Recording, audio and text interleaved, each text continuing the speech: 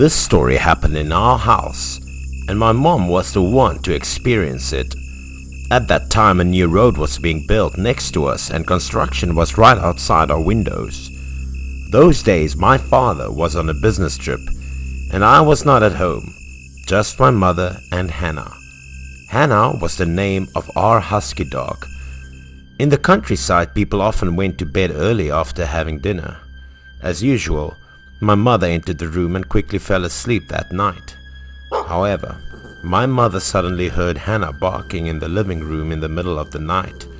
The dog was usually very good, but for some reason that day, Hannah was a bit naughty. My mother couldn't sleep when she heard Hannah howling, so she howled 2 or 3 times. "Hannah, shut up! I need to sleep!" At that time, my mother was angry. Hannah didn't usually bark at night, and my mother would get a good sleep. Sometimes she barked once or twice, but very seldomly. But that night, she kept barking all night long. My mother was so upset that she climbed out of bed, put on her shoes and went to the kitchen to see what was wrong with Hannah. My mother quickly pushed open the door to see what was happening. "Hannah, what the hell are you doing?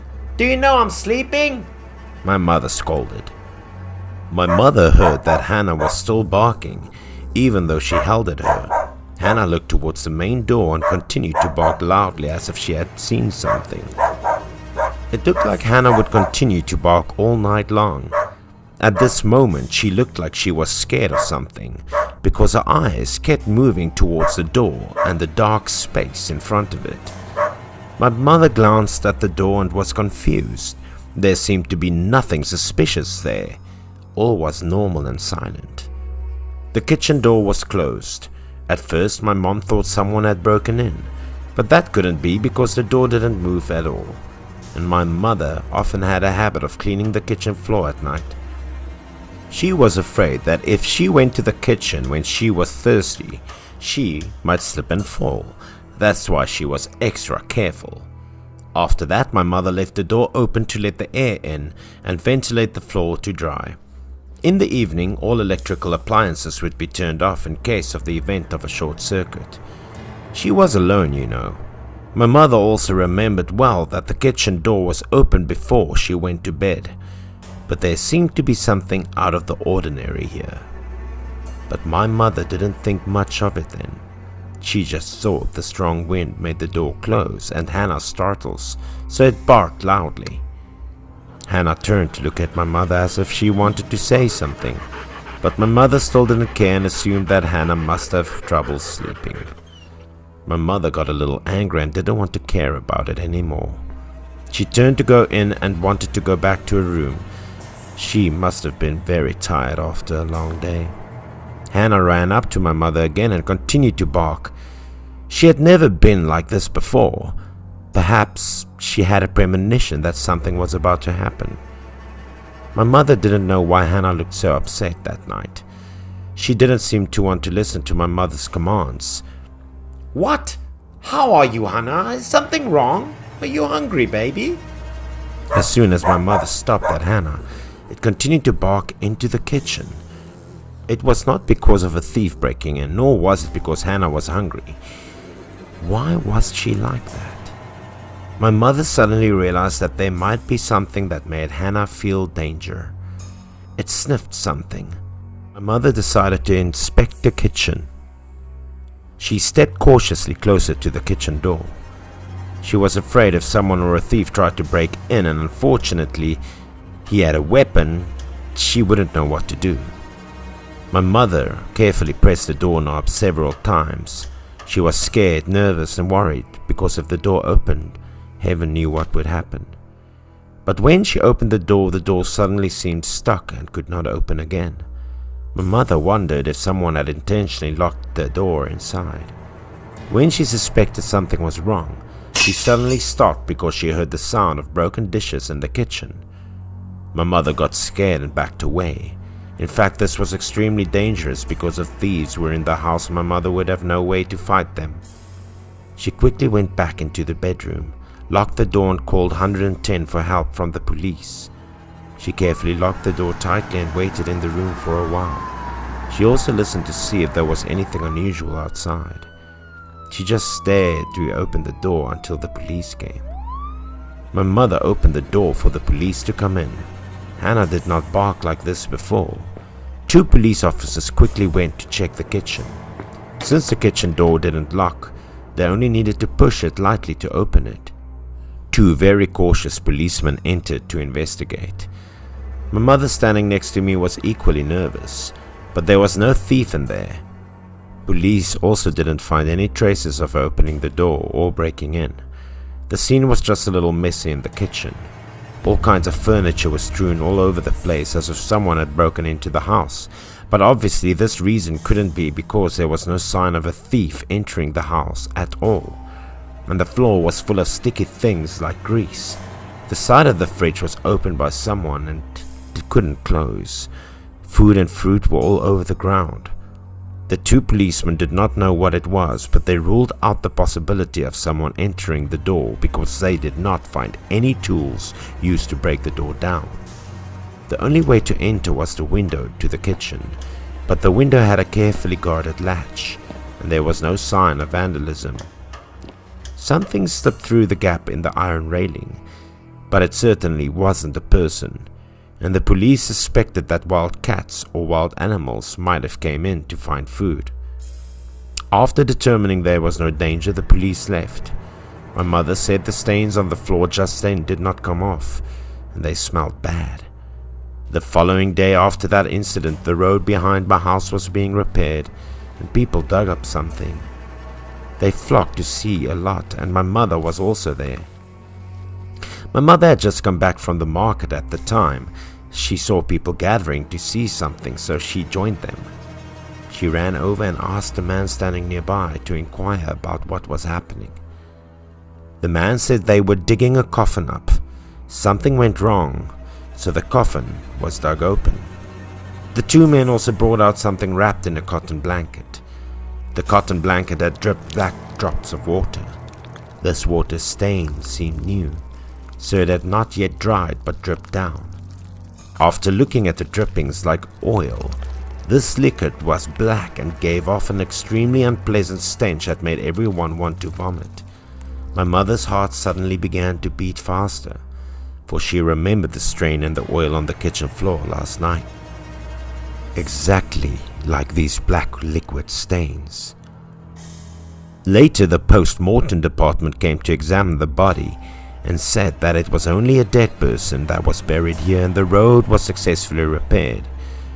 My mother asked someone to hang a bagua mirror on the window facing the street. She said it could ward off evil spirits. After that, everything was okay.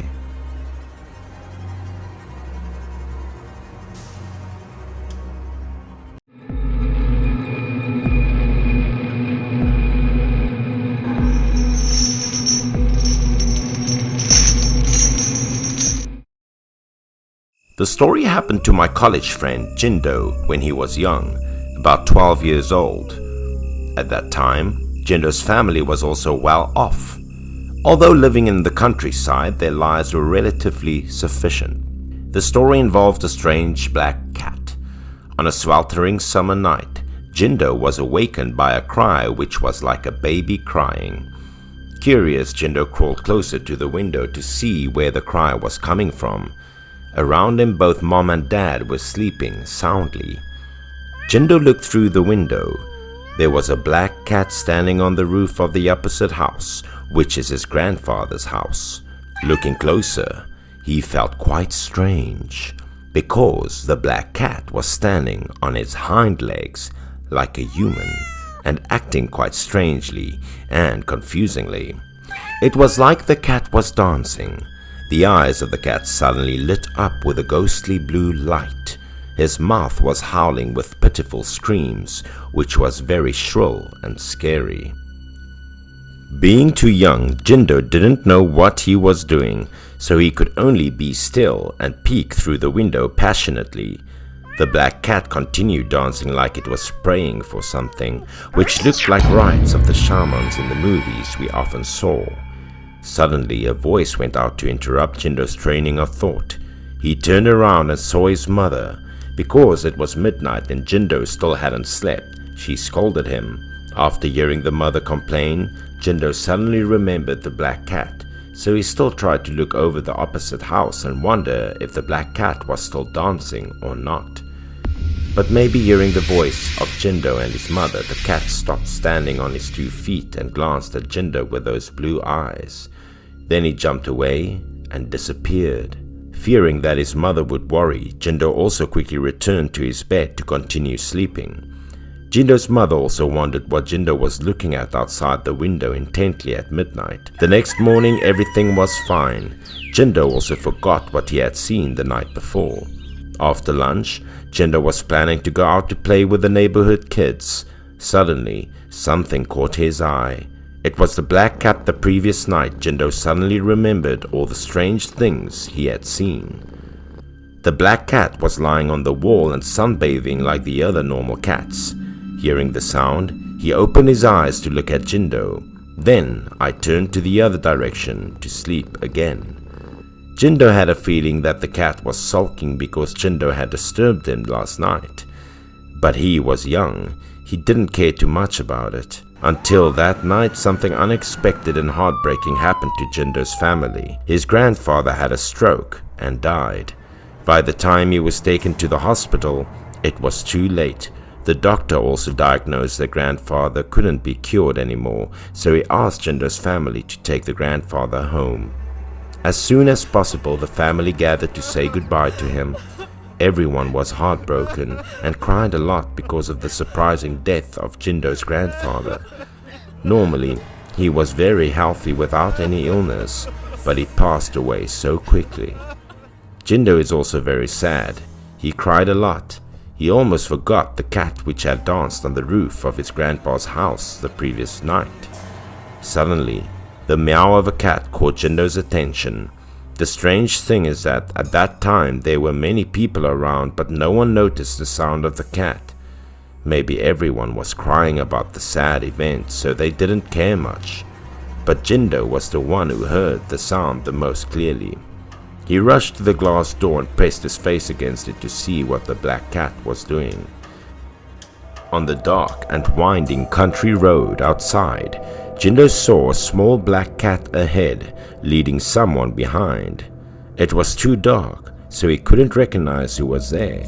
The cat kept leading the way and making squeals. Not knowing what to push forward, Jindo ran out into the yard and turned on the front light to illuminate who the black cat was leading. As soon as he turned on the light in front of the house, Jindo was dumbfounded by what he saw. The dim shadow gradually approached under the moonlight and the light that Jindo had just opened. He could clearly see the shape of a man. The black cat was still walking slowly and looking back. It seemed the cat urged the man to go faster. Jindo's eyes widened in surprise because that man was his grandfather. Apparently he had died and his body was still inside the house. How could he appear out here? He shouted for everyone to get out. He said that his grandpa was back and the cat brought him back to his family. Inside, everyone was standing around the grandfather's body to mourn. Suddenly, hearing Jindo's screams, they startled and turned their heads to the door. Worried about what happened to Jindo, the family's members panicked and got out together into the yard to see what was going on. Jindo stood outside. He innocently said that Grandpa had returned. He pointed at the black cat and firmly asserted that it was the cat that led him home to his family. Everyone stood around the cat and saw nothing but a small black animal, so they thought that Jindo was making up stories to make fun of the family. In the midst of grief, Jindo was scolded by his father for making up stories. Then the family quietly went back inside. They left bewildered Jindo behind. Jindo scratched his head. He blankly looked at the black cat next to him. The animal also looked back at him. Then Jindo thought that maybe he was really wrong. While he was thinking, there was a scream from inside the house. It was Jindo's father. The screams were so loud and panicked that even Jindo was standing in the yard startled. Jindo also got into the house hurriedly to see what caused his father to scream in panic. As soon as he opened the door, Jindo saw his father was sitting on the floor and trembling with fear. Jindo looked up and shouted like his father, even more scared, because the grandfather's body suddenly could sit up normally on the bed, which scared the whole family so much that everyone fell to the floor. Jindo, grandpa, was not a ghost because he sat up and made some dry coughs. His skin was also rosy again, like a normal person. Seeing that, the whole family was less afraid. Everybody gradually approached him. They wondered and asked a lot of questions. They didn't dare to believe that he was really alive or not. What they had seen was so strange, almost impossible. Because the hospital confirmed his death and his body also became pale and cold, how could he be revived like a miracle? The body was indeed very warm when touched. At this point, people believed that he was really alive. Jindo's mother also burst into tears of joy. As soon as he stopped coughing, the first question he asked was not about his family, but about the black cat. He said that it had brought him home. No one understood what he was talking about. He hurried to get out of bed and insisted on looking for the black cat despite everyone's objections because of his very weak health. Only Jindo understood what he was talking about. He glanced at the yard, suddenly remembering the black cat which had stood outside. Jindo hurried out into the yard to look for the cat as he realized that this animal had known of his grandfather's death that night. With a strange dance, the cat had been begging for something to help his grandfather. Although Jindo went around, he still couldn't find the black cat. He did not see the cat again in the following years. When Jindo was older, he realized that the figure which he saw that night was the spirit of his grandfather. His grandfather also said that before the event happened, he used to take care of that feral cat for several years.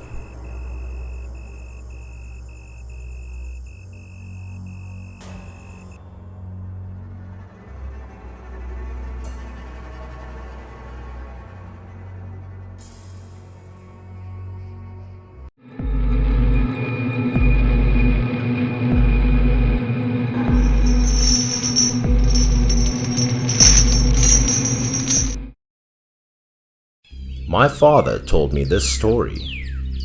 There was a child called Lou in the village who had no parents and was raised by his blind grandfather. But as he grew older, Lou became a very rebellious young man who was also quite difficult and refused seeking work. Lou's grandpa tried all he could do to persuade him to change, but couldn't. Lou not only argued with his grandfather, but also, when he watched his grandfather fall to the ground, he stood there looking without responding till the grandfather breathed his last. In addition to repeatedly peering into the local girl's bathroom, everyone in the village despised him as a result of this occurrence. While going along the street, Lou noticed a group of youngsters huddled and yelling from a distance. He arrived and observed the youngsters playing with a black cat. They looked like having a good time. Lou had been parentless since he was a kid, and he grew up with a blind grandfather, so he despised it when those kids had fun. Lou rushed over and forcefully shoved the youngsters away. Lou snatched the black cat, and the cat could only battle fiercely with his legs, clinging to find a way out. "Give us the cat back!" a weeping kid demanded, and Lou just snatched the black cat, disregarding the children following him, and headed home. He pulled out a kitchen knife in the house after returning home. Perhaps Lou intended to slaughter this cat. The black cat truly dropped tears in her eyes, pleading eyes, as though hoping Lou would let her go. Lou was astounded as well, because it was the first time he had seen a cat weep. But he remained unmoved. Instead, he had a weird smirk on his face, and in a blink of an eye he swung a knife and slaughtered the cat. The black cat's life was ruthlessly ended by the knife in Lou's hand. Lou wasn't scared of the black cat's eyes. On the contrary, they heightened Lou's wrath, and he proceeded to slash the cat. Next, Lou washed the flesh, heated the water, and cooked cat meat for dinner. Lou heartlessly threw the black cat's skin that was no longer usable on the ground. Lou was happy with what he had done to the black cat after a full dinner, and he gradually fell asleep. Lou lay down on the comfortable bed and promptly fell asleep. In his dream, Lou felt his scalp was itching and scratched it. But it was unsatisfyingly clawing his head with one hand. Lou clasped his hands together and scratched his scalp ferociously. Lou wanted to let go of his hands as soon as he realized something was wrong, but both hands seemed to be stuck. Lou attempted everything he could to remove his hands, but his scalp was torn by himself, from the top of his head to the center of his brows, and a great agony extended from the head to the rest of his body. Lou couldn't stop himself, slowly tearing his skin from top of his head to his face, down to his chest, as anguish crept throughout his body. Lou couldn't stop until his upper body was covered in blood, at which time the cat's meow caused him to turn his head in horror. After seeing everything clearly, Lou looked back, and what transpired in front of him made him panic. The black cat he had just eaten was standing behind Lou, her eyes filled with rage. Lou awoke from this nightmare, sitting on the bed, his entire body drenched in perspiration. When he raised his hand and glanced at his arm, Lou noticed that both arms were covered in crimson scars that resembled cat claws. Lou felt thirsty, walked out of the bedroom, saw the cat skeleton on the unclean table, and got a strange sense in his heart. Surprisingly, there were numerous dead rats lying on the floor. When the cat's skin was nowhere to be seen in the house, he started to panic. Lou appeared to be thinking exclusively about the horrible dream all day. He felt chilly all over. As he proceeded to the spot where he had caught the cat the day before, he was taken aback by a figure. A huge black cat was in that precise spot, gazing at Lou. Lou remembered his nightmare from the night before, and he was so terrified that he turned around and fled home. When he came home, he started to feel drowsy again. The nightmare from the night before had sapped virtually all of his energy, and Lou fell asleep again. This time, Lou was fully aware that he was in a dream, and his head was still aching, despite his desire to control his arm, not to scratch his head. In his dream, Lou continued to rip his scalp with terrible anguish, and the sounds of cats meowing everywhere tormented him. Lou definitely noticed the black cat crouching on the ground nearby, looking at him with furious eyes. Lou was awakened again, his clothing drenched, gasping for air and feeling totally powerless. He returned his gaze to his body. He noticed that there were more scars than the day before, as well as some bloodstains in certain spots. When Lou stepped out of the bedroom and glanced at the pile of bones remaining on the table, he realized he had a solution. Lou searched for a while and found a bag in which he placed all of the cat bones. Lou got his luggage and proceeded to the village loan funeral store, where he asked the owner for some joss paper and gold bars, paper to burn, promising to give the owner money when he had it. When he heard Lou say he wanted to buy some joss papers, he realized Lou had a conscience and perhaps he wanted to burn it down for his grandfather. Lou immediately took the money and proceeded to leave the store without even expressing a word of thanks. He walked silently to a spot where no one passed, which was in the mountains, and seeing that the surroundings were calm in front of him, Lou placed his belongings on the ground. Lou knelt on the ground and began digging a hole.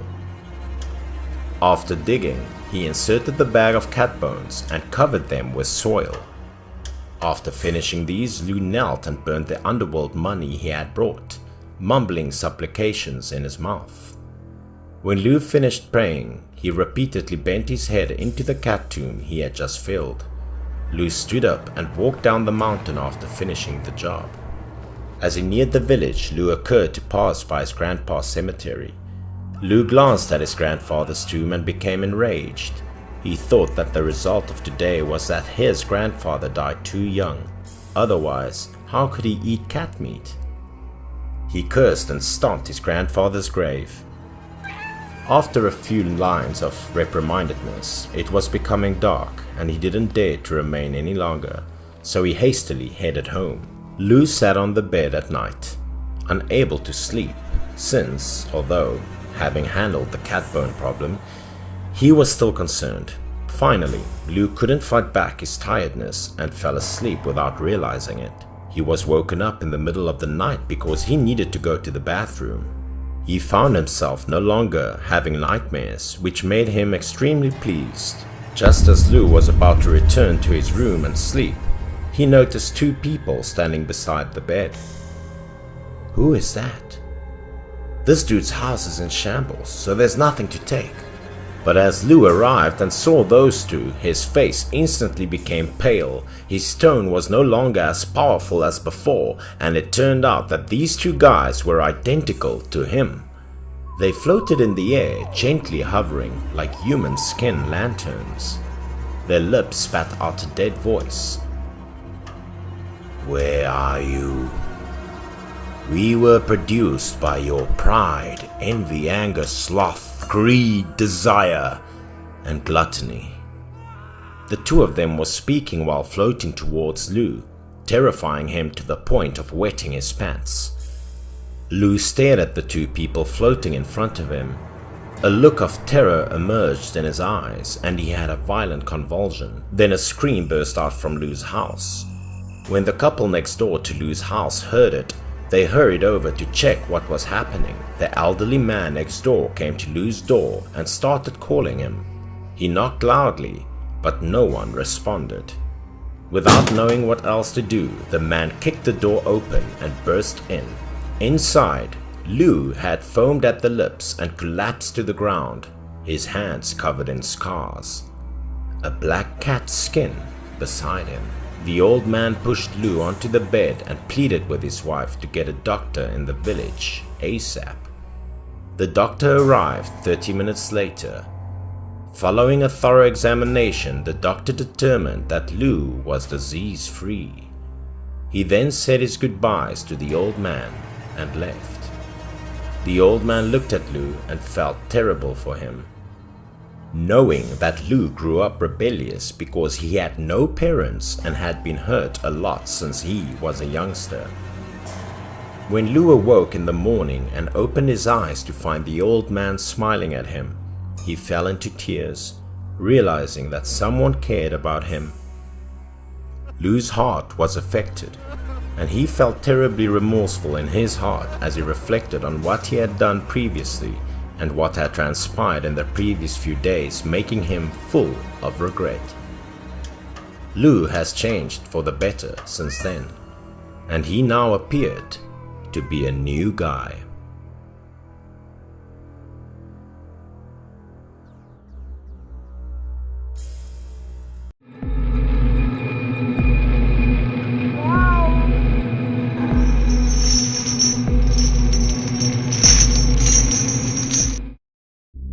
Captain Chow was summoned urgently that morning. He rushed to the headquarters. It was too crowded in the morning to get from the dormitory to the headquarters, so he couldn't take a cab. He had to run, which made him sweat a lot. Everyone could see that there was a serious case that required Captain Chow's attention, which was why he was in such a hurry. And as expected, as soon as he walked into the office, Boss Lu Feng asked him to lead some people to the end of the town. Captain Chow wanted to learn more about the case so that it could be handled efficiently. According to the village newspaper, there had been many disappearances and murders in recent days, said Boss Lu Feng. Was it because of a wild animal? Captain asked. According to reports, the culprit was the ghost of an elderly woman and her cat.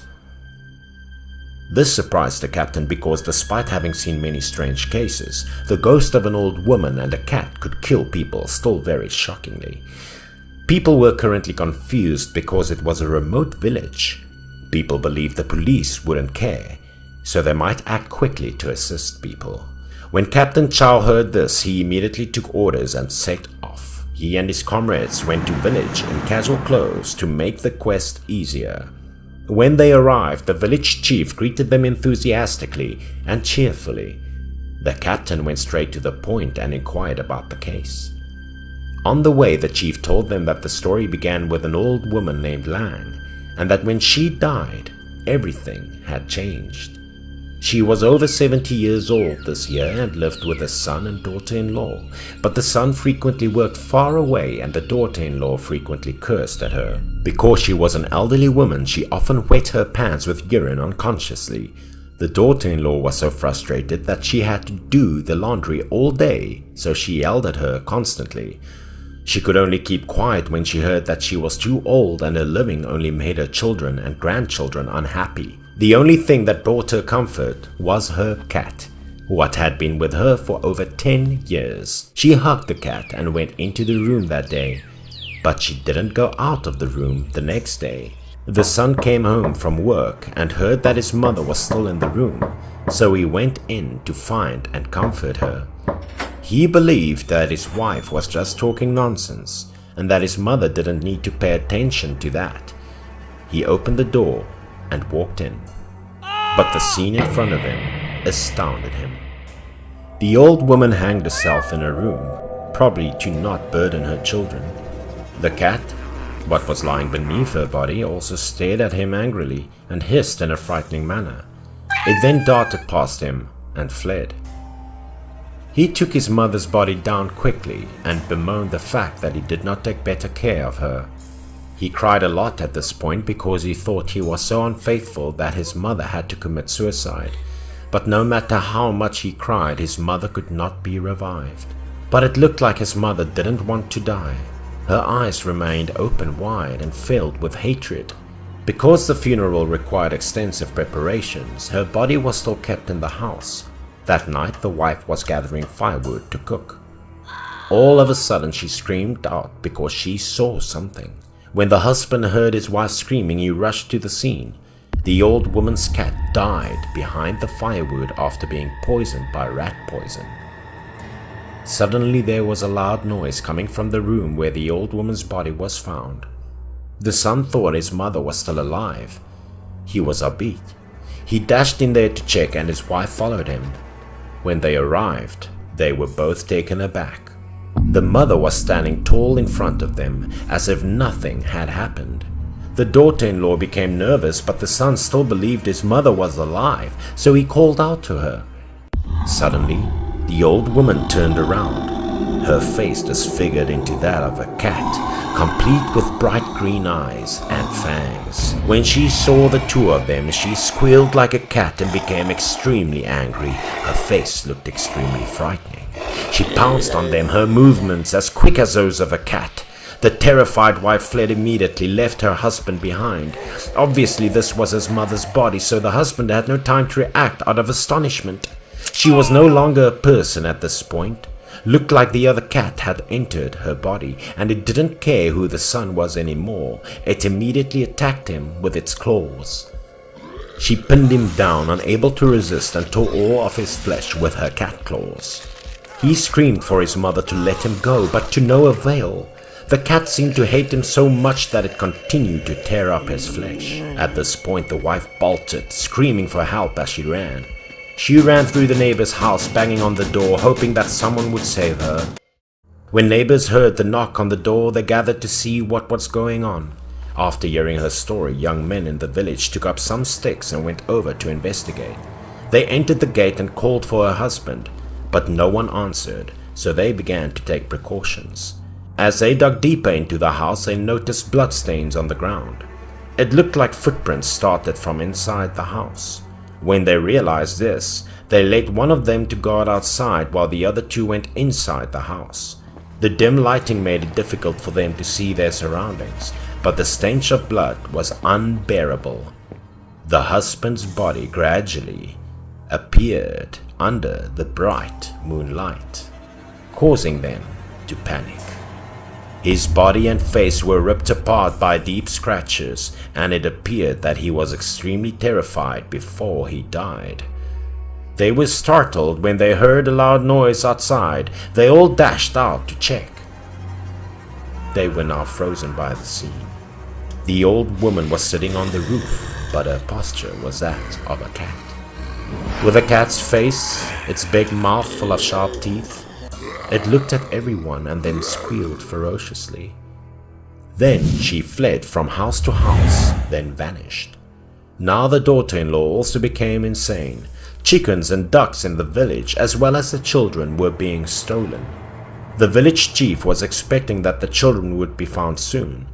Captain Chow stated that they would stay for 2 days in order to investigate the case. The village chief was overjoyed, and he arranged for them to stay at the village guest home. Following that, the two of them began to split up and patrol the village at night. There were still no leads by the second night, and the captain kept patrolling the area. Suddenly, he noticed someone acting suspiciously. He had his face covered and a sack in his hand. He exited from a resident's house, looked like a thief. Captain Chow immediately came forward to ask for clarification, but he didn't seem to want to answer and appeared to be scared. The captain kicked him in the back just as he was about to flee, causing him to fall. He then rushed over to restrain him and question him about his behavior. He tied the guy up and went to look inside the sack and discovered that he was the one who abducted children in the village. The captain returned the child to the family before escorting the criminal away. He heard screams and gunshots on his way back to his room. Knowing something had happened to his comrade, he quickly tied the kidnapper to a tree and fled to the site. When the captain arrived at the location and saw that his comrade had been seriously injured on the arm, he inquired about the situation.